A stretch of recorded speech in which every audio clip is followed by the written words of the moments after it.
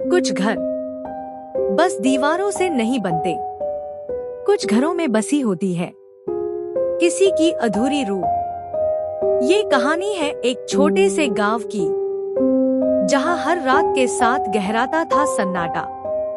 गांव के आखिरी छोर पर बना था एक पुराना टूटा फूटा घर। लोग कहते थे वहां कोई रहता है जो अब इंसानों में नहीं गिना जाता।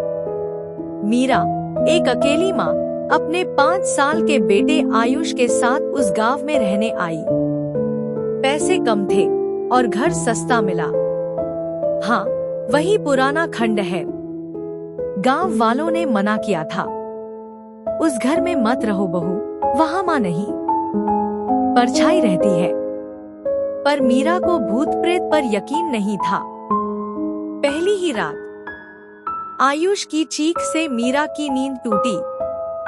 वो कांपते हुए बोला, माँ। खिड़की पर एक और माँ खड़ी थी, वो मुझे बुला रही थी। मीरा ने समझा बच्चा सपना देख रहा है। दूसरी रात बिना कोई लोरी बजाए कमरे में लोरी की आवाज गूंजने लगी। दीवारों पर परछाइयां हिल रही थी। कोई नहीं था, फिर भी कमरे में कोई था। मीरा को अलमारी में एक पुरानी तस्वीर मिली, एक औरत और गोद में एक बच्चा। तस्वीर के पीछे लिखा था, वापस आ जाओ मेरी जान, तुम्हारी माँ अब भी यही है। गांव की एक बूढ़ी औरत ने सब बताया। 10 साल पहले उस घर में सावित्री नाम की औरत रहती थी। उसकी बेटी कुएं में गिर गई और मर गई। सावित्री पागल हो गई और कुछ दिनों बाद उसने भी खुद को फांसी लगा ली।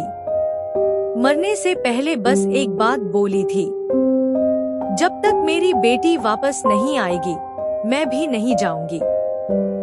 उस रात, आखिरी रात, मीरा की आंख खुली तो आयुष बिस्तर पर नहीं था।